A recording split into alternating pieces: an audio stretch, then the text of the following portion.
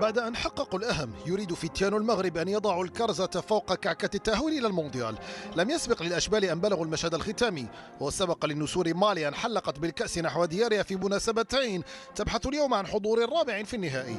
مباراة مغلقة حاول فتحها القائد العملاق عبد الحميد أيت بودلال، لكن أخطأ الإطار، وكذلك فعل اسماعيل بختي الذي حول برأسه عرضية محمد الحموني بعيدا عن المرمى المالية. والأخطر في نصف ساعة كانت للنسور. أونج مارسيال أصاب عارضة المغاربة، وبين يدي طه بن غوزيل سدد أونج مارسيال مجددا دون خطورة واضحة. وخطورة الأشبال جاءت من كرات ثابتة. برج المراقبة أيت بودلال برأسه بين يدي بوراما كوني. أما الأخطر بداية النصف الثاني فكانت يسارية من إبراهيم ديارا أصابت زاوية ال90.